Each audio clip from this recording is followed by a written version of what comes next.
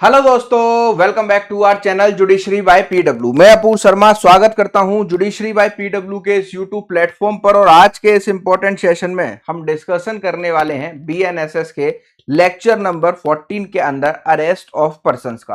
Arrest of persons का chapter हमने last class में स्टार्ट किया था, जहां पर दो इंपॉर्टेंट सेक्शंस जो थे वो हमने पूरी तरीके से कवर कर लिए थे। और इन दो इंपॉर्टेंट सेक्शंस में 35 और 35 को हम कवर कर चुके हैं। और आज के इस इंपॉर्टेंट क्लास से हम 37 से लेकर 50 तक सेक्शंस को कवर करने की कोशिश करेंगे और इनको पूरी तरीके से कंप्लीट करेंगे। जो भी स्टूडेंट नोट्स के बारे में पूछते रहते हैं उनको मैं बताना चाहता हूं कि अब आपके लिए जो भारतीय नागरिक सुरक्षा संहिता के नोट्स हैं वो आपके जो लेक्चर नंबर 13 था उस लेक्चर नंबर 13 तक के नोट्स को पूरी तरीके से ऐप पर अपलोड कर दिया गया है। आप फ्री ऑफ कॉस्ट क्या कर सकते हैं, इन नोट्स को जाकर के ले सकते हैं। कहां से आपको ये नोट्स लेने हैं? आपको पीडब्ल्यू का ऐप डाउनलोड करना है। जब आप पीडब्ल्यू के ऐप को डाउनलोड करेंगे तो पीडब्ल्यू के ऐप पर जाने के बाद आपको जुडिशरी सेगमेंट में जाना है। जब आप जुडिशरी पर जाएंगे वहां पर आपको BNSS master classes by Apoorv sir का एक्सेस मिल जाएगा। ये बैच बिल्कुल फ्री है। यहां से आप क्या कर सकते हैं, डेली बेसिस पर होने वाली इन क्लासेस का जो है क्या कर सकते हैं,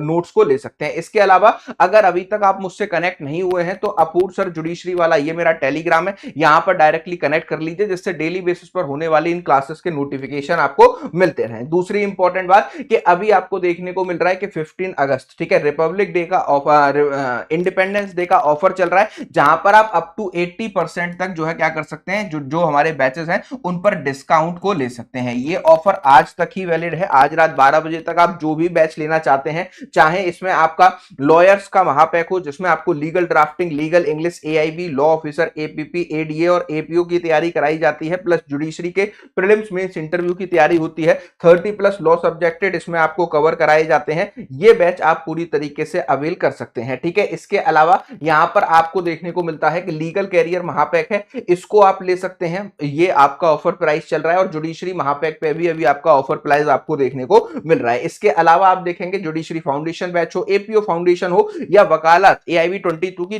तैयारी कराने वाला बैच हो, सब पर आपको मैक्सिमम डिस्काउंट देखने को मिल रहा है। आप इनको ले सकते हैं। चलिए आ जाते हैं आज के पहले सेक्शन पर। सबसे पहले आपको देखने को मिलेगा कि section number 37 designated police officer की बात करता है। अब डेजिग्नेटेड पुलिस ऑफिसर किस प्लेस के लिए अपॉइंट किए जाएंगे, पहले हमको इसको समझना है। तो यहां पर सेक्शन नंबर 37 का क्लॉज 1 कहता है कि पुलिस कंट्रोल रूम को एस्टेब्लिश किया जाएगा। अब ये पुलिस कंट्रोल रूम कहां पर एस्टेब्लिश होंगे? तो ये आपका जैसे मान लीजिए एक स्टेट है, ठीक है, इसमें वेरियस जो है आपके डिस्ट्रिक्ट्स बनाए गए हैं। तो यहां पर आपसे कहा गया है कि एक जो है स्टेट लेवल पर क्या होगा, पुलिस कंट्रोल रूम होगा, ठीक है।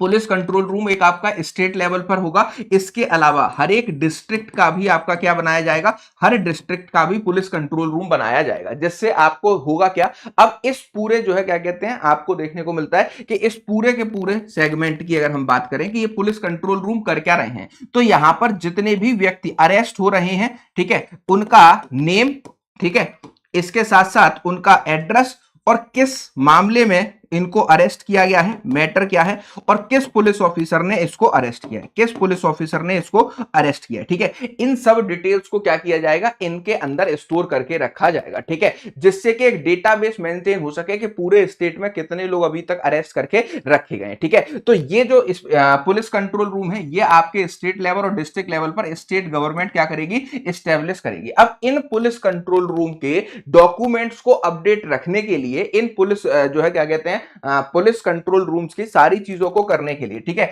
अपडेटेड रखने के लिए आपको क्या करना होगा, अपडेटेड रखने के लिए आपको सबसे इंपॉर्टेंट बात यहां पर बताई गई है कि आपको यहां पर एक पुलिस ऑफिसर को अपॉइंट करना है।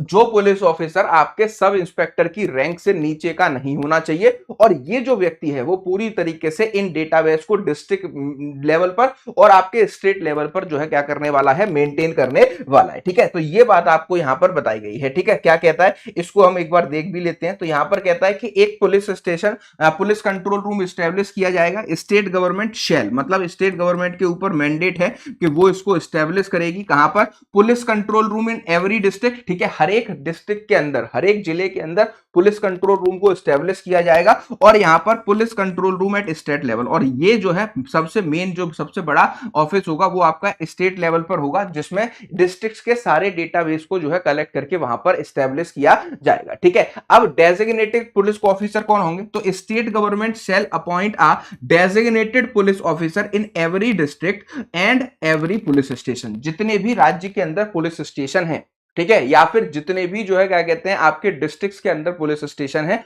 उन सब पुलिस स्टेशन में एक डेजिग्नेटेड पुलिस ऑफिसर अपॉइंट किया जाएगा। और ये जो डेजिग्नेटेड पुलिस ऑफिसर है वो not assistant sub inspector, ASI rank से नीचे का व्यक्ति नहीं होना चाहिए। अब इनके काम क्या होंगे कि ये इस डेटाबेस को कलेक्ट करेंगे और अपने डिस्ट्रिक्ट हेडक्वार्टर पे इसको पब्लिश कराएंगे। ठीक है, और फिर वो डिस्ट्रिक्ट हेड, हर एक डिस्ट्रिक्ट का जो भी आपका पुलिस कंट्रोल रूम होगा वो अपनी इंफॉर्मेशन को भेजेगा कहां पर? वो अपनी इंफॉर्मेशन को भेजेगा स्टेट पर, जिससे कि पूरा डेटाबेस मेंटेन करके रखा जा सके। ठीक है, इसमें क्या क्या रखा जाता है? Name of the arrested person, जिस व्यक्ति को गिरफ्तार किया गया है उसका नाम क्या है, address of the arrested person, उसका एड्रेस क्या है, और nature of the offences for which arrested. ठीक है, इसके साथ वो भी रखा जाएगा कि इसको पूरी तरीके से किस ऑफेंस के लिए अरेस्ट किया गया है। इस डेटाबेस को भी यहां पर पूरी तरीके से रखा जाने वाला है। ठीक है, तो यही आपका सेक्शन नंबर 37 ने आपको बताया। एक बार बैरक से पढ़ लेते हैं। The state government shall establish the police control room in every district और स्टेट लेवल।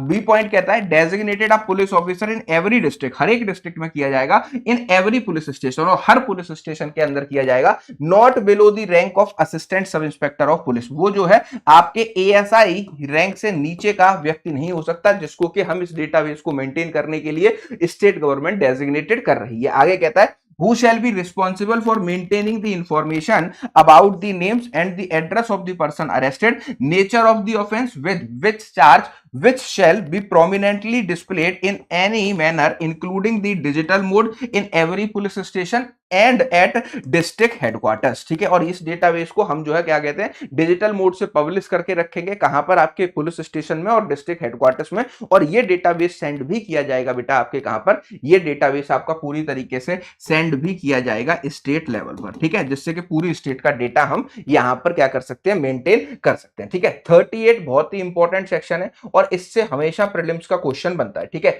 ये क्या कह रहा है कि अरेस्टेड पर्सन का अधिकार है कि वो अपने मन पसंदीदा एडवोकेट से मिल सकता है जब पुलिस उससे पूछताछ कर रही है, इन्वेस्टिगेशन की स्टेज पर उसको क्या किया गया है, अरेस्ट किया गया है। तो यहां पर यह कहा गया है कि जो एडवोकेट का मिलने का अधिकार है वो सीमित समय तक है। ठीक है, ऐसा नहीं है कि पुलिस जब जब उससे क्वेश्चन आंसर पूछने बैठती है बगल में एडवोकेट बैठा हुआ, नहीं, जब आपके क्वेश्चन आंसर राउंड चल रहे होंगे उसके बीच में जो जो ब्रेक होगा उस जो है ब्रेक में वो अपने एडवोकेट से मिलकर जाकर के अपनी क्या कर सकता है, सारी की सारी इंफॉर्मेशन को, अपनी जो है जो भी दिक्कतें हैं वो उससे शेयर कर सकता है। ठीक है, तो 38 कहता है when any person is arrested and interrogated by the police, जब कोई भी व्यक्ति अरेस्ट किया गया है पुलिस के द्वारा या फिर उसकी इंटेरोगेशन चल रही है पुलिस के द्वारा, he shall be entitled to meet an advocate of his choice during the interrogation। तो उसके पास ये मैंडेट है, उसका एक्यूज्ड का ये राइट है कि वो जिस भी व्यक्ति से चाहे, जो उसका एडवोकेट है अपनी मर्जी से पसंद किया हुआ,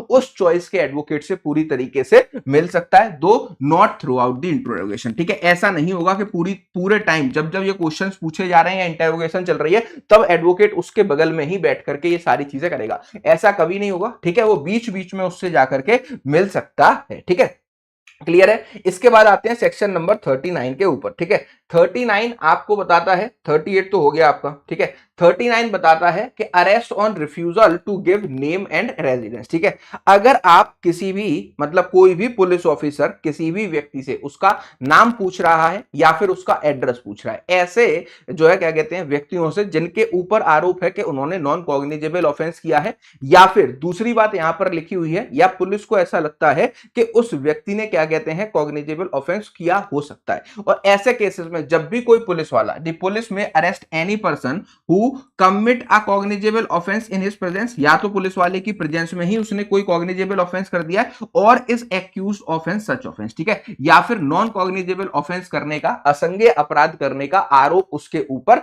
लगा है, तो फिर पुलिस वाले का अधिकार है कि ऐसे पुलिस वाले उनसे क्या कर सकते हैं, उनसे उनकी डिटेल्स मांग सकते हैं। जैसे उससे पूछा जा सकता है कि आप आप अपना नाम बताइए, ठीक है, और अपना रेजिडेंशियल एड्रेस बताइए। अब मान लेते हैं कि इस पुलिस वाले ने जब ये सारी चीजें पूछी, ठीक है, तब ये व्यक्ति जो है क्या कर रहा है, ये व्यक्ति अपना नाम और एड्रेस बताने से मना कर देता है, रिफ्यूज कर देता है। तो ऐसे केसेस में अब पुलिस के पास क्या अधिकार है, ठीक है, तो ऐसे केसेस में सेक्शन 43 ने कहा कि पुलिस वाले उन लोगों को क्या कर सकते हैं, अरेस्ट कर सकते हैं। मतलब ऐसे केसेस में पुलिस वाले उनको अरेस्ट कर सकते हैं जहां पर वो अपना नाम और पता नहीं बता रहे हैं। इसके बाद अगर उसने नाम पता बता भी दिया और पुलिस वाले को ऐसा लगा कि इसने जो नाम पता बताया है ये पूरी तरीके से गलत है, मतलब पुलिस वाले को यकीन नहीं हो रहा कि इसकी बात सही है, इसने जो नेम और एड्रेस मुंह से बता दिया है वो हमें ठीक नहीं लग रहा जब तक कि वो उसके जो है अपने प्रूव ना दे दे, तो ऐसे केसेस में बताने के बाद भी पुलिस उनको अरेस्ट कर सकती है। और कब तक अरेस्ट करके रखा जा सकता है, ठीक है, तो यहां पर आपको इस सेक्शन ने बताया कि आप उन लोगों को जब तक अरेस्ट करके रख सकते हैं जब तक कि वो आपको अपना नेम और एड्रेस नहीं बता देते, ठीक है। जैसे ही वो नेम और एड्रेस बताएंगे उनको तत्काल प्रभाव से पुलिस ऑफिसर को क्या करना होगा, पुलिस ऑफिसर को तुरंत जो है छोड़ना होगा। अगर अगर मान लेते हैं 24 घंटे हो जाते हैं, पुलिस ने उनको कस्टडी में बिठा रखा है, ठीक है, पुलिस ने उनको कस्टडी में ले रखा है, अपनी जो है हिरासत में बिठा रखा है, और 24 घंटे तक पुलिस वाले उससे नाम और एड्रेस पूछते रहते हैं, वो नहीं बताता, तो फिर ऐसे केसेस में आपको बताया गया कि इन सारे लोगों को कहां ले जाया जाएगा, जुडिशियल मजिस्ट्रेट के सामने प्रोड्यूस किया जाएगा, ठीक है। जुडिशियल मजिस्ट्रेट के सामने प्रोड्यूस करने का क्या पर्पस है, जिससे कि अगर जुडिशियल मजिस्ट्रेट को लगता है कि हाँ जी इसको हमें जेल भेज देना चाहिए तो वो जुडिशियल कस्टडी में भेज सकते हैं। मजिस्ट्रेट को लगता है कि इसे पुलिस कस्टडी में ही रहने देना चाहिए तो पुलिस कस्टडी में भेज सकते हैं, या फिर मजिस्ट्रेट को ऐसा लगता है कि इसे बेल और बॉन्ड पर छोड़ देना चाहिए, ठीक है, तो बेल और बॉन्ड पर छोड़ देना चाहिए तो उसको बेल और बॉन्ड पर छोड़ा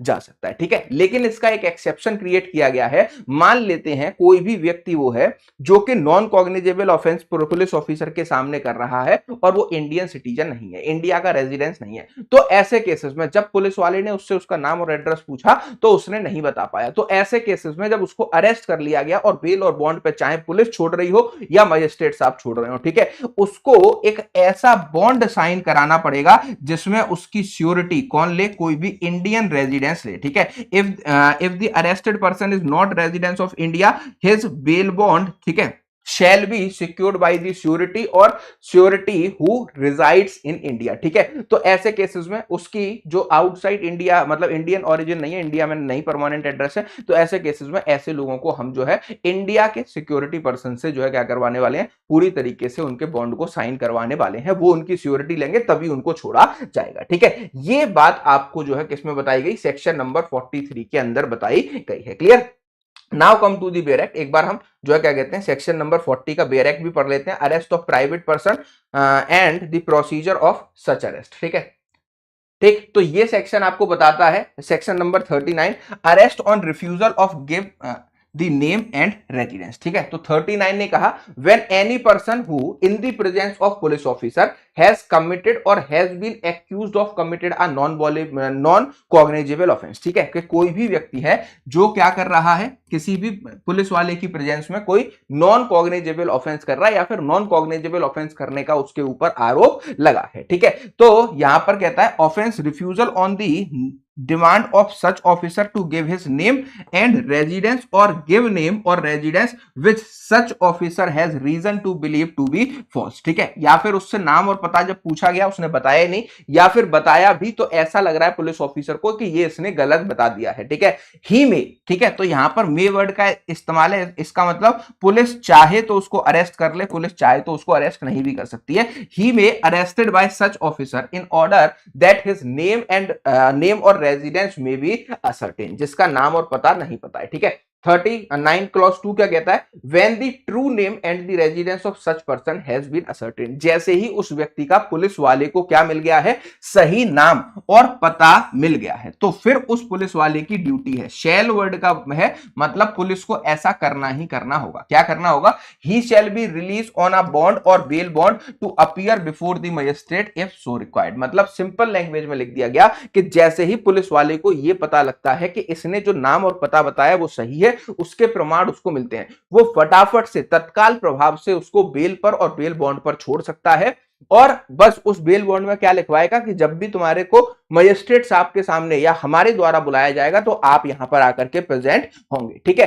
प्रोवाइजो क्या कहता है, provided that if such person is not residing in India, ऐसा व्यक्ति जो कि इंडिया में रहता ही नहीं है, the bail bond shall be secured by surety और श्योरिटीज रिजाइडिंग इन इंडिया। तो ऐसे लोगों की गारंटी बेल बॉन्ड को कौन साइन करेगा, वो व्यक्ति साइन करेंगे जो कि इंडिया के रेजिडेंस है, इंडिया में रहते हैं। ठीक है, थर्ड क्लॉज कहता है if the true name and residence of such person is not ascertain with in 24 hours from the arrest. जब से एक व्यक्ति को अरेस्ट किया गया है 24 घंटे बीतने वाले हैं, उसने उसका सही नाम और पता अभी तक नहीं बताया है। ठीक है, और if he fails to execute the bond or bail bond or if so required to furnish sureties, sufficient surety, he shall forthwith to be forwarded to the nearest magistrate having the jurisdiction। तो ऐसे cases में ना तो उसने नाम बताया, ना पता बताया, ना वो बॉन्ड के लिए श्योरिटीज वगैरह जो है क्या है कुछ नहीं बता पा रहा है, वो चुपचाप से आकर के वहां पर बैठा हुआ है। 24 घंटे पूरे होने वाले हैं, अगर 24 घंटे से ज्यादा पुलिस ने उसको बिना मजिस्ट्रेट के बताए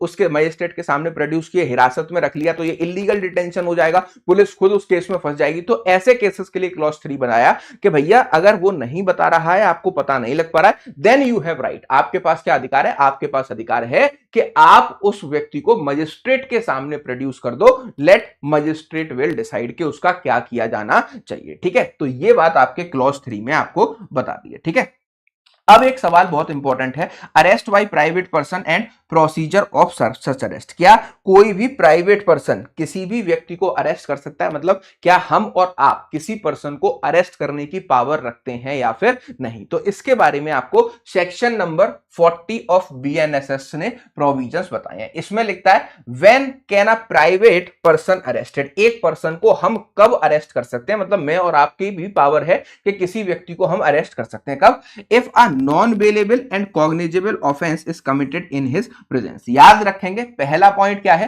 पहला पॉइंट है कि अगर किसी भी व्यक्ति ने नॉन बेलेबल मतलब गैर जमानतीय अपराध या फिर संज्ञेय अपराध किया है, नॉन बेलेबल और कॉग्निजेबल ऑफेंस कमिट किया है हम लोगों के सामने या आप में से किसी के सामने, तो ऐसे केसेस में आपका अधिकार होगा कि आप उसको अरेस्ट कर सकते हैं। दूसरा पॉइंट कहता है if the person is a proclaimed offender, या फिर कोई भी व्यक्ति क्या है, कोई भी व्यक्ति कोर्ट के द्वारा जो है प्रोक्लेम्ड ऑफेंडर भगोड़ा डिक्लेयर कर दिया गया है, तो ऐसे केसेस में जब भी किसी प्राइवेट इंडिविजुअल के सामने वो व्यक्ति आता है तो प्राइवेट इंडिविजुअल को बीएनएसएस ने राइट दे दिया कि आप उसको अरेस्ट कर सकते हैं, आप उसको अरेस्ट कर सकते हैं। The private person shall without unnecessary delay hand over the arrested person to the police officer within the 6 hours of such arrest. If no police officer is available he shall take the arrested person to the nearest police station. ठीक है, अब क्या कहा कि मान लो हमने और आपने इनमें से किसी भी कैटेगरी के लोगों को अरेस्ट करके रख लिया, तो अब ऐसा नहीं है कि आप उसके अरेस्ट करके 24 घंटे तक अपने पास रखोगे, नहीं, आपको बताया ये 6 घंटे कि आपने उसको अरेस्ट किया है, उसके 6 घंटे तक आपको उसको उसे पुलिस ऑफिसर के हवाले करना है। अगर पुलिस ऑफिसर नहीं है तो उसको नियरेस्ट पुलिस स्टेशन लेकर जाओ और नियरेस्ट पुलिस स्टेशन ले जाकर के उसको क्या कर दो, पुलिस वालों को सौंप दो। क्लियर? इसके बाद कहता है if the police officer has reason to believe that the arrested person comes within the condition of section 35 clause 1 he shall take the person into the custody। ठीक है, तो जैसे ही उसको लगता है कि इस व्यक्ति को जो है सेक्शन 35 क्लॉज 1 के अंदर ये आ रहा है, उस व्यक्ति को पुलिस वाले अपनी कस्टडी में ले सकते हैं, उसको वहां पर पुलिस लॉकअप में बंद करके रखा जा सकता है। थर्ड क्लॉज ने क्या कहा, if the police officer has reason to believe that arrested person has committed a non-cognizable offense and he refused to give his name and address or give the false name and address। ठीक है, ऐसे cases में जहां पर police वाले को यह believe हो रहा है कि जिस व्यक्ति को कोई भी प्राइवेट इंडिविजुअल अरेस्ट करके लाया है उससे जब नाम और एड्रेस पूछा जा रहा है, तो ऐसे नाम और एड्रेस को पूछे जाने पर, ठीक है, ऐसे नाम और एड्रेस को पूछे जाने पर उसने कोई जवाब नहीं दिया या फिर गलत जवाब दिया है, ठीक है, एज पर सेक्शन 39। ठीक है, तो ऐसे केसेस में क्या होगा, but if the police officer does not find the sufficient reason to believe that he has committed any offence he shall be released immediately. तो ऐसे केसेस में उसको जब ये यकीन नहीं हो रहा कि इसी ने ये क्राइम कमिट किया है, तो फिर ऐसे केसेस में उस व्यक्ति को तत्काल प्रभाव से उसके नेम और एड्रेस को पूछ करके छोड़ दिया जाएगा। ठीक है, तो this is all about section number 40, यही आपका सेक्शन नंबर 40 है। तो आपको किसी भी व्यक्ति को अरेस्ट करने की पावर है जब उसने कोई कॉग्निजेबल ऑफेंस किया है, संज्ञेय अपराध किया है और नॉन बेलेबल ऑफेंस किया है, ठीक है, तभी आप उसको क्या कर सकते हैं, अरेस्ट कर सकते हैं। लेकिन अरेस्ट करने के बाद 6 घंटे के अंदर आपको उस व्यक्ति को पुलिस अथॉरिटीज को सौंपना होगा, ठीक है। Now come to the section number 41। Section number 41 कहता है अरेस्ट बाय मजिस्ट्रेट, ठीक है, कि क्या मजिस्ट्रेट साहब भी अरेस्ट कर सकते हैं। अब देखो इस सेक्शन में वर्ड यूज हुआ है जो है क्या कहते हैं, मजिस्ट्रेट। तो यहां पर स्पेसिफिकली लिखा गया है when any offence is committed in the presence of magistrate whether executive or judicial, ठीक है, याद रखेंगे इस वर्ड को कि सेक्शन 41 किसकी बात कर रहा है, कि जुडिशियल मजिस्ट्रेट के द्वारा अरेस्ट किए जाने की। जुडिशियल मजिस्ट्रेट साहब कौन हो सकते हैं, या तो वो जुडिशियल मजिस्ट्रेट है या फिर एग्जीक्यूटिव मजिस्ट्रेट है। उनकी प्रेजेंस में किसी भी ऑफेंडर ने ऑफेंस को कमिट कर दिया है उनके ही लोकल जुरिडिक्शन के अंदर, with in his local jurisdiction he may himself arrest, तो वो डायरेक्टली चाहे तो खुद से जाकर उसको अरेस्ट कर लें, या फिर or order any person to arrest the offender, या फिर वो किसी और पर्सन को भी जो वहां पर खड़े हुए हैं उनसे कह सकते हैं कि मैं आदेश देता हूं इस व्यक्ति को आप जाकर के अरेस्ट कर लीजिए मेरे आदेश पर, ठीक है। तो ऐसे केसेस में जुडिशियल मजिस्ट्रेट और एग्जीक्यूटिव मजिस्ट्रेट के एरिया के अंदर कोई भी व्यक्ति ऑफेंस कर रहा है उनके सामने, तो ये अधिकार सेक्शन 41 ने उनको दिया कि वो उसको खुद अरेस्ट कर लें या फिर उस व्यक्ति के जो है क्या कहते हैं किसी भी पर्सन से कह करके उसका अरेस्ट करा लिया जाए। And may thereupon subject to the provision herein contained as to the bail commit the offender to the custody, ठीक है। और फिर इसके बाद मजिस्ट्रेट चाहे तो क्या कर सकते हैं, उसको अगर उनको लगता है कि बेल पर इसे छोड़ देना चाहिए तो बेल पर छोड़ सकते हैं, और अगर बेल पर नहीं छोड़ने की बात लगती है तो उसको जो है कस्टडी में भी भेजा जा सकता है मजिस्ट्रेट के ऑर्डर के द्वारा, ठीक है। क्लॉज 2 कहता है arrest by magistrate at any time, any magistrate whether executive or judicial may at any time arrest or directed the arrest in his presence within the local jurisdiction of any person whose arrest is competent at the time and circumstances to issue a warrant, ठीक है। ये बात किसने कही, आपके section number 41 ने। एक बार 41 का बेयर एक्ट भी खोल लीजिए, ठीक है, बेयर एक्ट खोलिए। अरेस्ट बाय एग्जीक्यूटिव मजिस्ट्रेट के ये 2 क्लॉज हैं जो आपको यहां पर समझने होते हैं, ठीक है। इसके बाद नेक्स्ट सेक्शन है protection of member of armed forces from arrest. ये बहुत इंपॉर्टेंट है, इसको ध्यान से समझेंगे, ठीक है। जितने भी हमारे सेक्शन 42 ने क्या कहा, सेक्शन 42 ने एक बहुत ही सिंपल चीज बताई कि जितने भी आपके यूनियन गवर्नमेंट के अंदर आने वाले आर्म्ड फोर्सेस के लोग हैं उनको पुलिस कभी भी डायरेक्टली अरेस्ट नहीं करेगी as per the provision of section 35, ठीक है, या फिर 38 और 39 बोथ इंक्लूसिव, ठीक है।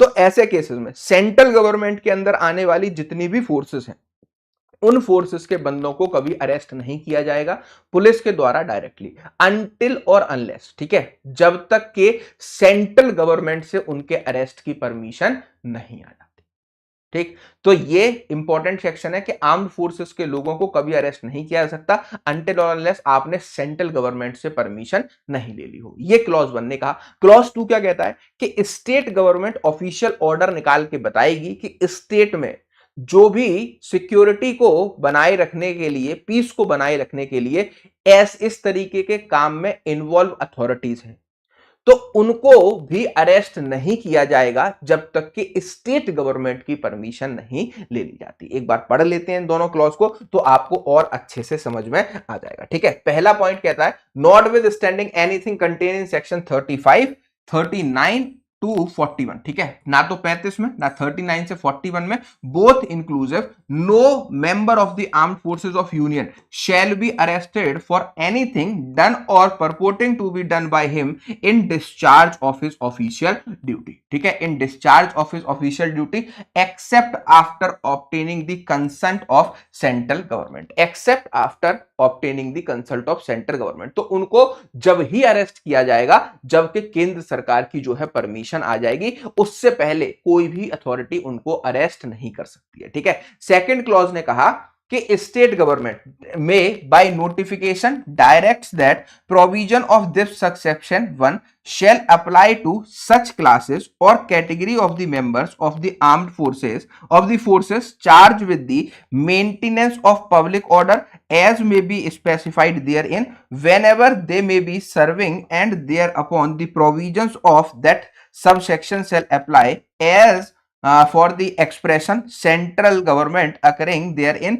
the expression state government were substituted। मतलब कहा कि स्टेट के अंदर एक नोटिफिकेशन लाया जाएगा जिसमें दंगे प्रसाद को रोकने के लिए जितनी भी अथॉरिटी हैं, जैसे पीएसी हो गई, आरएएफ हो गई या अदर फोर्सेस हो गई, जिनको कि स्टेट के अंदर हर चीज को मेंटेन करने की जिम्मेदारी दी गई है, और अगर वो स्टेट के अंदर इन सब चीजों को जो है अरेस्ट करने का काम, मतलब इन सब चीजों को प्रोटेक्ट करने का काम कर रहे हैं, तो ऐसे केसेस में जब भी उन्होंने ऑफिशियल कैपेसिटी में या किसी भी ऑफिशियल आदेश को फॉलो करते हुए कोई भी एक्ट किया है, उस एक्ट के लिए हम उन स्टेट अथॉरिटीज के लोगों को भी अरेस्ट नहीं करेंगे जब तक कि वहां पर स्टेट गवर्नमेंट की परमिशन नहीं ले लेते। ठीक है, और अगर सेंट्रल के लोग हैं जिन्होंने आर्म्ड फोर्सेस में काम करते हैं, उन्होंने अपनी ड्यूटी को करते हुए या फिर ऑर्डर को फॉलो करते हुए कोई भी काम कर दिया है जिस पर उन्हें पुलिस को ऐसा लगता है कि उनका अरेस्ट होना चाहिए, तो उनका भी अरेस्ट यहां पर नहीं होगा, उनका भी अरेस्ट नहीं होगा जब तक कि सेंट्रल गवर्नमेंट इस बात की परमिशन ना दे दे। Clear? This is section number 42। Now come to the section number 43। ठीक है, सेक्शन नंबर 43 कहता है अरेस्ट हाउ मेड, किस तरीके से होगा अरेस्ट। ठीक है, अब इसमें बहुत इंपॉर्टेंट बात आपको याद रखनी है कि जब भी कोई पुलिस ऑफिसर अरेस्ट करने जाएगा तो सबसे पहले वो वहां पर बोल करके ओरल सबमिशन उसको देगा कि हम इस जो है क्या कहते हैं आदेश के तहत या इस केस में आपको अरेस्ट करने आए हैं। अगर वो व्यक्ति अपनी ही मर्जी से सरेंडर करके पुलिस के साथ जाने के लिए तैयार है तो पुलिस वाले उस पर किसी भी तरीके का कोई दबाव नहीं डालेंगे और ना ही उस व्यक्ति के ऊपर किसी भी तरीके का अननेसेसरी फोर्स का इस्तेमाल किया जाएगा। ठीक है, अगर वो व्यक्ति वहां से भागने की कोशिश करता है, उनके जो है अरेस्ट करने में दिक्कत कर रहा है, तो फिर यहां पर सेकंड क्लॉज ने कहा कि पुलिस वालों के पास अथॉरिटी है कि वो नेसेसरी जितना उचित समझे उतना वहां पर क्या कर सकते हैं, फोर्स का इस्तेमाल कर सकते हैं। ठीक है, वैसे इस प्रोविजन का जनरल रूल कहता है कि पुलिस के पास अथॉरिटी नहीं है कि जब तक कोई भी व्यक्ति अपने आप से पुलिस स्टेशन आने के लिए तैयार है, अपने आप से जो है अपने आप को सबमिट करने के लिए, अरेस्ट कराने के लिए तैयार है, तब तक आप उसके खिलाफ कोई भी जो है अननेसेसरी आर्बिट्री फोर्स का इस्तेमाल नहीं करेंगे। ठीक है, और sub clause 3 is the most important clause of this section. ठीक है, सब क्लॉज 3 आपसे यहां पर कहता है कि ऐसे केसेस, ठीक है, हर एक केस में पुलिस वाला किसी भी व्यक्ति को हथकड़ी नहीं लगाएगा।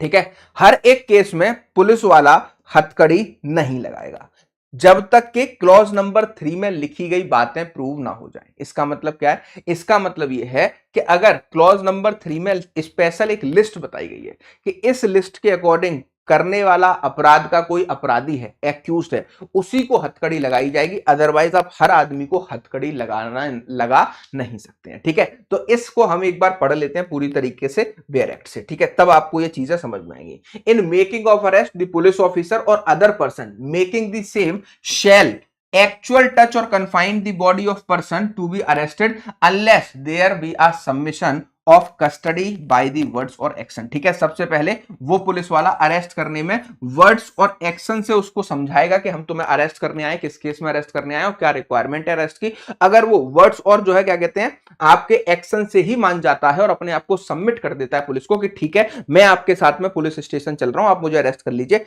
आप अननेसेसरी फोर्स का इस्तेमाल नहीं कर सकते। अगर आप अननेसेसरी फोर्स का इस्तेमाल करते हैं तो ये उसके बेसिक राइट्स का वॉयलेशन माना जाएगा, क्योंकि सेक्शन 43 ने पुलिस के ऊपर फर्स्ट जो है क्या कहते हैं लिमिटेशन इसी चीज को लगाया है। दूसरा यहां पर provided that where a woman is to be arrested. ठीक है, जब ऐसी कोई चीज होगी जहां पर किसी महिला का अरेस्ट किया जाना है, ठीक है, unless the circumstances indicated to contrary her submission to the custody on oral intimidation of arrest shall be presumed and unless the circumstances otherwise required or unless the police officer is female the police officer shall not touch the person of woman for making her arrest। ठीक है, तो जब भी ये presumption कह रहा है, ये क्या कह रहा है कि मान लो कोई भी पुलिस ऑफिसर है, मान लो कोई भी पुलिस ऑफिसर है, वो पुलिस ऑफिसर किसी भी वुमेन को अरेस्ट करने जाता है। ठीक है, तो यहां पर ये बोला गया कि इस वुमेन को अरेस्ट करने वाला जो पुलिस ऑफिसर है जब भी उसको अरेस्ट करने जाएगा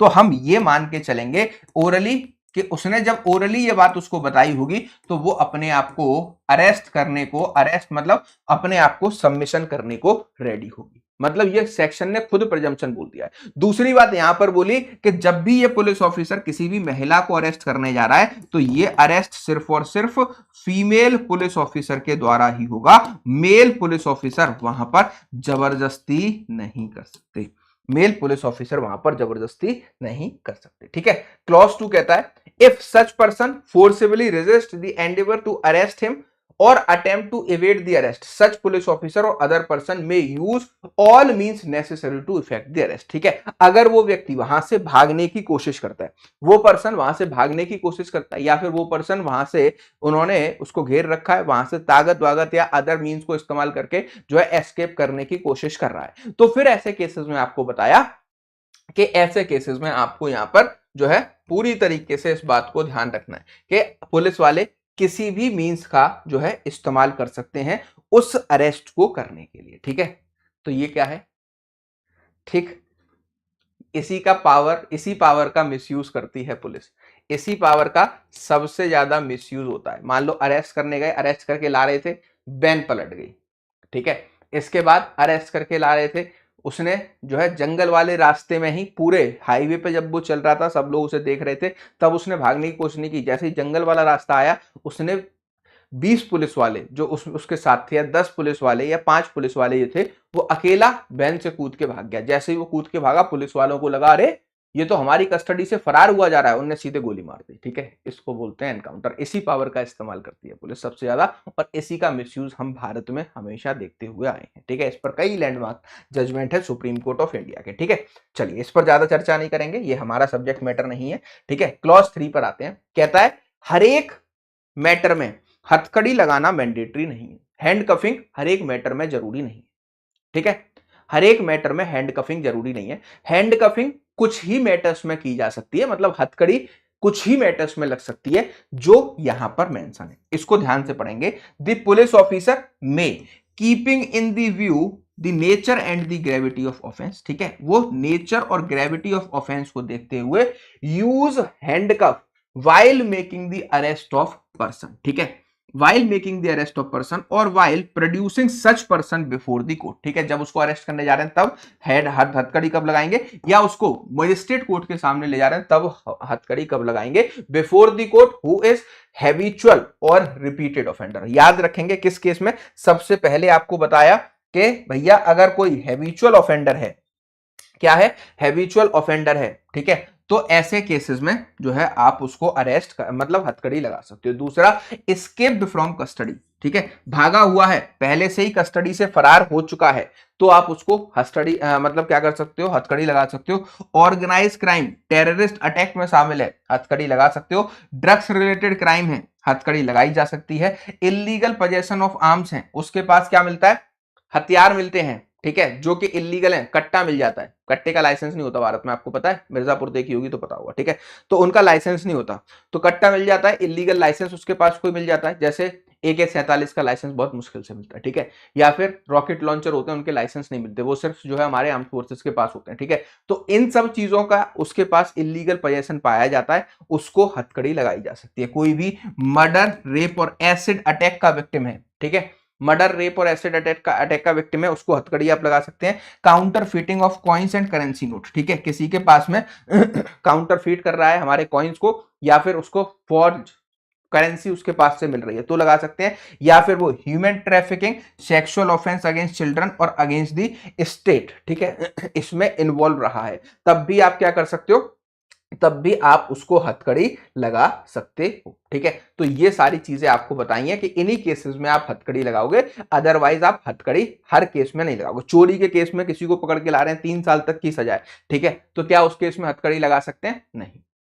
ठीक है, तो यहां पर जो भी इस स्पेसिफाई लिस्ट में जो है बता दिया गया सबसेक्शन 3 के अंदर, उन्हीं के अंदर आप हैंड कफिंग कर सकते हो, उसी में हैंड कफिंग अलाउ है। Now nothing in this section give a right to cause the death of a person who is not accused of an offense punishable with death or imprisonment of life। क्या कह रहा है कि इस section के अंदर, ठीक है, कोई भी पावर नहीं दी जा रही है किसी भी व्यक्ति को क्या करने की, जान से मारने की।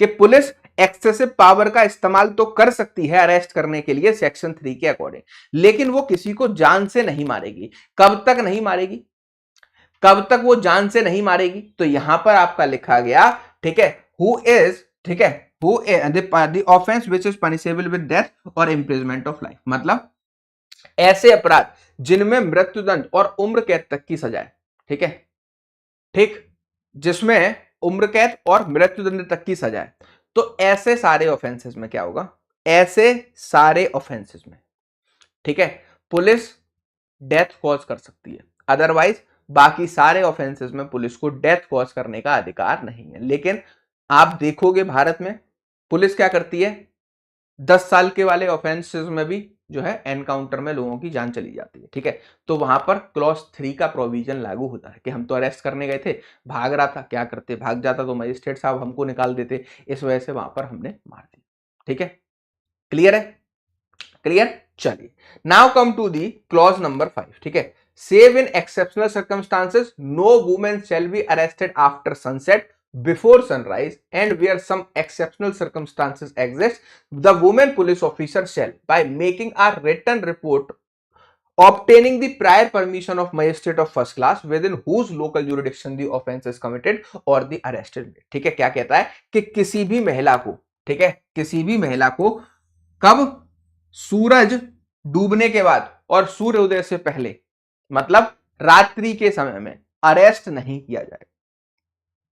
अगर किसी भी महिला को इस समय एक्सेप्शनल सर्कमस्टांसेस में अरेस्ट करने की रिक्वायरमेंट पड़ती है, मतलब रात को अरेस्ट करने की रिक्वायरमेंट पड़ती है, तो फिर ऐसे केसेस में आपको अपने एरिया के मजिस्ट्रेट की रिटन परमिशन की रिक्वायरमेंट होगी, दैट टू उस महिला को अरेस्ट करने भी महिला ऑफिसर ही जाएगी, उस महिला को अरेस्ट करने के लिए महिला ऑफिसर ही जाएगी। क्लियर है इतनी बात, ठीक है, तो ये हो गया अरेस्ट करने का प्रोसीजर जो आपको सेक्शन 40 किसने 3 ने बताया कि कैसे आप एक व्यक्ति को क्या कर सकते हैं, अरेस्ट कर सकते हैं, ठीक है। नाउ कम टू दी जो है, now come to the section number 44, search of place entered by person sought to be arrested, ठीक है, search of place entered by person sought to be arrested, ठीक है, कहता क्या है कि जब भी हमें किसी भी व्यक्ति को जाना है अरेस्ट करने के लिए और वो किसी भी बिल्डिंग या फिर उसमें छिपा हुआ बैठा है, तो उसको हम किस तरीके से अरेस्ट कर सकते हैं, इसका प्रोसीजर 44 आपको बताता है। क्या बताता है, 44 आपको बताता है। अब सुनो, इसका पूरा मैं समझा देता हूं। ऐसे देखो, ये एक घर है, ठीक है, इस घर में मान लेते हैं कोई भी व्यक्ति छुपा है जिसके वारंट निकले हुए हैं, ठीक है, तो कोई भी पुलिस ऑफिसर या फिर अदर पर्सन, ठीक है, पुलिस ऑफिसर या फिर अदर पर्सन जिसको इसको अरेस्ट करने की पावर दी गई है, वो क्या करेंगे, वो इसको अरेस्ट करने जाएंगे। सबसे पहले इसको इंटीमेशन दी जाएगी हम आपको अरेस्ट करने आए हैं। ये अगर खुद से मान जाता है सो गुड सो वेल, कोई भी अननेसेसरी रिस्ट्रेंट नहीं लगेगा। मान लो इसने अपने घर के दरवाजों को लॉक कर दिया है, ठीक है, ना ये खोल रहा है, पुलिस को बिलीव है कि ये इसके अंदर ही होगा, तो अब ये जो ऑफिसर हैं इनको ये अधिकार है कि ये इसके खिड़की दरवाजों को तोड़ करके अंदर घुस जाएंगे, ठीक है, खिड़की दरवाजों को तोड़ करके अंदर घुस सकते हैं उस आदमी का अरेस्ट करने के लिए। मान लेते हैं कि ये यहां से घुसे, ये इस वाले दरवाजे से निकल के इस दरवाजे को बाहर से बंद कर देता है, ठीक है, ठीक है, तो अब पुलिस ऑफिसर इसके अंदर फंस चुका है, वो बाहर आने के लिए भी किसी भी खिड़की दरवाजे को घर के तोड़ सकता है, ठीक। अब एक सिचुएशन इसमें बहुत यूनिक दी गई है, ठीक है, एक सिचुएशन इसमें बहुत यूनिक दी गई है। वो क्या है कि मान लेते हैं जिस जगह सर्च करने के लिए या इस व्यक्ति को अरेस्ट करने के लिए कोई भी पुलिस ऑफिसर गया, ठीक है, कोई भी पुलिस ऑफिसर गया, अब इस पुलिस ऑफिसर को पता लगता है कि इस घर में एक पर्दा नशी लेडी रहती है, ठीक है,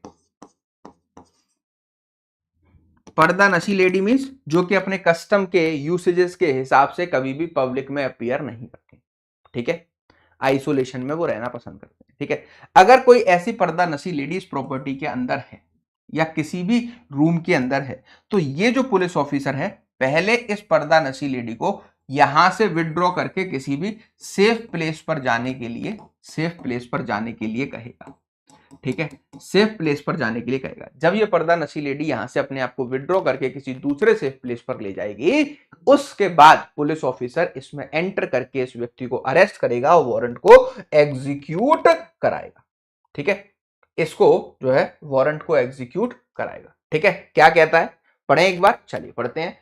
If any person acting under a warrant of arrest or any police officer having authority to arrest, he has reason to believe that the person to be arrested has entered into or is within any place, any person residing in or being in charge. Such place shall, on the demand of such person acting as aforesaid and such police officer, allow him to free ingress thereto and afford all the reasonable facility for search therein। मतलब मान लेते हैं कि जो example हमने लिया इसी को एक बार दोबारा देखिए। ठीक है, क्या कह रहा है कि मान लो ये पुलिस ऑफिसर इस घर में जाना चाहता है। ठीक है, अब एक्यूज्ड यहां पर एक जो है क्या है, इस घर का मालिक है। ठीक है, मालिक है या फिर यहां पर एक वॉचमैन रहता है। ठीक है, वॉचमैन रहता है, ठीक, जो इस घर का केयर टेकर है। पुलिस जब इस घर में एंट्री लेना चाहती है तो ये यहां पर फर्स्ट क्लॉज ने इसकी ड्यूटी बनाई कि इसकी ये ड्यूटी है कि ये पुलिस को बिना किसी भी हिंड्रेंस क्रिएट किए, बिना किसी भी इनग्रेस के अंदर जाने देगा और उनको इस व्यक्ति को अरेस्ट करने में मदद करेगा, इस व्यक्ति को अरेस्ट करने में मदद करेगा। ये क्लॉज 1 ने इसकी ड्यूटी लगा दी। ठीक है, दूसरा क्या कहता है, if ingress to such place can not be obtain under subsection 1। ठीक है, जिस भी व्यक्ति के पास वो प्रॉपर्टी का पोजेशन है या कंट्रोल है, वो बिना किसी भी भसड़ के, बिना किसी भी रोक टोक के पुलिस वालों को अंदर नहीं जाने दे रहा। ठीक है, तो क्या कहता है, it shall be lawful in any case for the person acting under a warrant in any case in which a warrant may be issued but can not be obtain without affording the person to be arrested an opportunity of escape. ठीक है, तो फिर उसके पास अधिकार है कि वो जब इन लोगों ने इसको परमिशन देने से मना कर दी तो वो उस व्यक्ति को वहां से भागने की अनुमति नहीं दे सकता, उसको वहां से एस्केप करने की इजाजत नहीं दे सकता। उसके पास अधिकार है for the police officer to enter such place and search therein. ठीक है, कि वो जबरदस्ती उस प्लेस में घुस जाए और वहां पर सर्च करे। And in order to effect the entrance into such place to break open any outer or inner door or window of the house or the place. ठीक है, ऐसे केसेस में वो क्या कर सकता है, ऐसे केसेस में अगर उसको लगता है कि ये व्यक्ति भाग जाएगा, अगर मैं ये बाहर वाले पर्सन से ही बातों में लगा रहा, उसको हटा के किसी भी खिड़की दरवाजे को तोड़ करके अंदर घुस जाए और वहां पर जो भी व्यक्ति है उसको जाकर के अरेस्ट कर लेगा, वहां पर जो भी व्यक्ति है उसको जाकर के अरेस्ट कर लेगा। Whether that of the person to be arrested or any person other if notified, if after notification of his authority and the purpose demand for admittance duly made he cannot otherwise obtain admittance। ठीक है, clear. अब ये यहां पर आएगा पर्दा नसी lady का कॉन्सेप्ट। अब इसका प्रोवाइजो पढ़िए, provided that if any such place is an apartment in actual occurrence of female not being a person, ठीक है, to be arrested who according to the custom. क्या कह रहा है कि ऐसी अपार्टमेंट या किसी भी बिल्डिंग में उसको घुसना है जहां पर एक फीमेल रहती है जो कि who according to the custom does not appear in public. ठीक है, वो अपीयर नहीं होती है पब्लिक के अंदर अपने कस्टम्स को, ट्रेडिशंस को फॉलो करते हुए, मतलब पर्दा नसी लेडी है। सच पर्सन और the police officer shall before entering such apartment give notice to such female that she is at liberty to withdraw and shall afford her every reasonable facility for withdrawing and may then break open the apartment and enter it। ठीक है, तो ऐसे cases में पहले वो उसको reasonable notice देगा कि आप अपने आपको इस स्थान से किसी दूसरे स्थान पर ले जाइए, इस घर से किसी दूसरे घर में ले जाइए, इस कमरे से किसी दूसरे कमरे में ले जाइए। जब वो वहां से अपने आप को विड्रॉ कर लेगी तब जाकर के पुलिस ऑफिसर उसमें एंट्री लेकर के क्या कर सकता है, एंट्री लेकर के सारी चीजें करेगा और उसको अरेस्ट कर लेगा। तीसरा, any police officer or other person authorised to make an arrest may break open any outer or inner door or window of any house or the place order to liberate himself or any other person who having lawful entry for the purpose of making arrest is जो है detained therein। ठीक है, अगर कोई भी police officer किसी भी property में घुस गया, मान लो बाहर से लोगों ने उनको बंद कर दिया, अब वो अपने आप को छुड़ाने के लिए या अपने साथ का कोई भी साथी गया था उस अरेस्ट को एग्जीक्यूट कराने के लिए, उनको लिबरेट करने के लिए, बाहर लाने के लिए क्या कर सकता है, जा करके फटाफट से किसी भी खिड़की दरवाजे को तोड़ के वो वहां से बाहर आ सकते हैं। जब तो आप देखते हो ना, दया दरवाजा तोड़ दो, ठीक है, तो इसी वजह से होता है कि दया दरवाजा तोड़ दो, यहां लिखा हुआ है, ठीक है।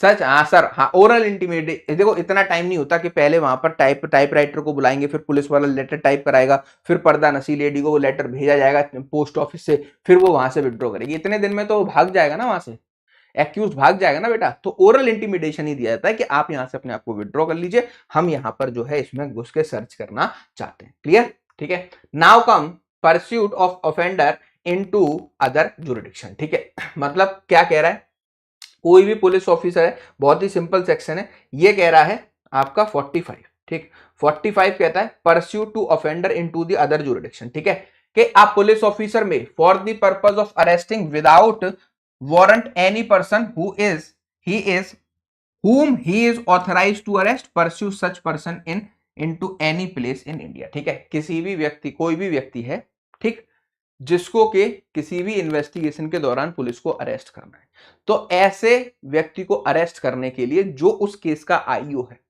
वो क्या कर सकता है, अरेस्ट करने के लिए हिंदुस्तान के किसी भी कोने में जा सकता है, जहां पर वो पाया जाएगा वहां से अरेस्ट करके उसको लाया जा सकता है, ठीक है। कहता है 46, know unnecessary restrain. Know unnecessary restrain का मतलब क्या है कि जब भी हम किसी भी व्यक्ति को अरेस्ट करके ले आएंगे या अरेस्ट करके ला रहे होंगे तो हैंडकफ कहां कहां किया जाएगा ये बता दिया। इसके अलावा मान लो पुलिस वाला है, ठीक है, ध्यान से समझना इसको, कि कोई भी पुलिस वाला किसी भी जो है आपके व्यक्ति को अरेस्ट करके पुलिस स्टेशन लाता है और इसका जो लॉकअप सेल है इसमें बंद कर देते हैं, ठीक है। अब ये लॉकअप सेल चारों तरफ से दीवार से घिरा हुआ है, ताला लगा हुआ है, तो क्या ये इस ताले को तोड़ के भाग जाएगा? नहीं, क्योंकि इसके पास तो कोई औजार और टूल्स ही नहीं है। तो ऐसे केसेस में एक आ गया कि इस पे कोई अननेसेसरी रेस्ट्रेंट नहीं लगेगा, इसके मुंह में कपड़ा ठूस के नहीं रखेंगे, हाथों को पीछे बांध के नहीं रखेंगे, पैरों को बांध के नहीं रखेंगे, ठीक है। तो कोई अननेसेसरी रेस्ट्रेंट नहीं रखेंगे, बस उसको मान लो हमने पुलिस थाने में उसको बंद कर रखा है तो लॉकअप में डाल के छोड़ दिया जाएगा और वही ये माना जाएगा कि भैया इससे बाहर ये नहीं भागेगा, ठीक है। तो the person arrested shall not subjected to more restraint than such is necessary to prevent the escape। बस वो भागना नहीं चाहिए, उतना ही उस पर आप क्या कर सकते हो, रिस्ट्रेन लगा सकते हो, उसके अलावा अननेसेसरी रिस्ट्रेन नहीं लगाओगे। Clear. Now come to the 47, person arrested to be inform of the ground of arrest and right of bail, ठीक है। जिस भी व्यक्ति को पुलिस अरेस्ट करके लाई है तो ऐसे केसेस में अब उस व्यक्ति के पास बेल लेने का अधिकार है या नहीं, ठीक है। यह बात भी पुलिस ऑफिसर की ड्यूटी है। किसकी ड्यूटी है? पुलिस ऑफिसर की ड्यूटी है कि वो उसको बताएगा और उसको किस बात के लिए अरेस्ट किया गया है उसके ग्राउंड्स भी उसको बताएगा और उसको बेल पर्सनली मिल सकती है या किसी सिक्योरिटी का अरेंजमेंट करना होगा, ये भी उसको बताया जाएगा, ठीक है। तो ग्राउंड्स क्या है अरेस्ट के, क्यों अरेस्ट किया गया है, क्या उसको बेल मिल सकती है, तो क्या पुलिस स्टेशन से बेल मिल सकती है, थाने से बेल मिल सकती है, ठीक है, ये भी जो है उसको बताया जाएगा। कहता है every police officer or other person arresting any person without warrant shall forthwith, मतलब जैसे ही उसको अरेस्ट करके लाएंगे विदाउट वारंट, शैल मतलब मैंडेटरी है ऐसा करना, फोर्थविथ मतलब immediately, communicated to him full particulars of the offences for which he is arrested or other grounds of such arrest, कि उसको तुरंत के तुरंत ये बात कम्युनिकेट की जाएगी कि क्यों उसको अरेस्ट करके लेकर आया गया है और क्या इसके ग्राउंड्स थे अरेस्ट करने के। जैसे ही अरेस्ट करके लाएंगे तुरंत पहली बात पुलिस ऑफिसर्स को यही उसको बतानी होगी, यही उसको, ठीक है, बताना होगा। दूसरा, where a police officer arrest without warrant any person other than a person accused of non bailable offence, ठीक है, he shall inform the person arrested that he is entitled to be released on bail and that he may arrange for surety on his behalf, ठीक है। क्या कहा कि जहां पर without warrant arrest किया गया किसी भी व्यक्ति को, विदाउट वारंट अरेस्ट किया गया है उस एक्यूज्ड को जिसने नॉन बेलेबल ऑफेंस किया है, तो ऐसे केसेस में क्या होगा, ऐसे केसेस में उसको इन्फॉर्म करेगा कि आपको बेल मिल सकती है अगबसरते आप इस केस में श्योरिटी को अरेंज कर लें। तो अगर ऐसा होगा तो ऐसे केसेस में आपको देखने को मिलेगा उसको वहीं से बेल दी जा सकती है। क्लियर, ठीक, क्लियर है। चलिए इसके आगे के सेक्शंस को हम बेटा पढ़ने वाले हैं, ठीक है, 48 से कल कंटिन्यू करेंगे। कल कोशिश करेंगे कि इसको हम पूरी तरीके से कंप्लीट कर लें, कल कोशिश करेंगे कि इसको हम पूरी तरीके से कंप्लीट कर लें। क्लियर है। चलिए बीएनएसएस के नोट्स अपलोड हो गए हैं टीम का, अभी अभी मैंने कंफर्मेशन किया है, नोटिस आ गया है, मतलब मैसेज आ गया है, नोटिस कह रहा हूँ, मैसेज आ गया है कि बीएनएसएस के आपके सारे नोट्स अपलोड हो रहे हैं। आप जा करके यहाँ पीडब्ल्यू ऐप से जा करके डाउनलोड कर लीजिए जुडिशरी सेगमेंट में BNSS master classes by Apoorv sir से, ठीक है। कोई डाउट हो, अपूर्व सर जुडिशरी वाला मेरा टेलीग्राम है, यहाँ पर कनेक्ट हो जाइए, कनेक्ट होकर मुझसे यहाँ पर कुछ भी पूछा जा सकता है। और सबसे इंपॉर्टेंट बात कि अभी 80% का ऑफ चल रहा है, अप टू 80% आप ऑफर्स ले सकते हो हमारे अलग अलग बैचेस पर, चाहे वो लिटिगेशन के बैचेस हों, ड्राफ्टिंग के बैचेस हों, जुडिशरी के बैचेस हों, एपीओ के बैचेस हों, अप टू 80% डिस्काउंट आज रात 12 बजे तक अवेलेबल है। आप इसका जो है पूरा बेनिफिट ले सकते हैं, ठीक है। आप किसी भी बैच में एनरोल करना चाहते हैं जाकर के आप ले सकते हैं, इस वीडियो के डिस्क्रिप्शन में टीम का नंबर है, वहां से आप उस पर डायरेक्ट कॉल करके जो बैच ज्वाइन करना चाहते हैं उसको ज्वाइन कर सकते हैं। क्लास पसंद आई हो तो लाइक और शेयर करना मत भूलेगा। कल मुलाकात होगी 15th क्लास में, अरेस्ट सेक्शन नंबर 48 से आगे कंटिन्यू करेंगे और इसको कंप्लीट करने की कोशिश करेंगे। मिलते हैं नेक्स्ट वीडियो में। Thank you for watching.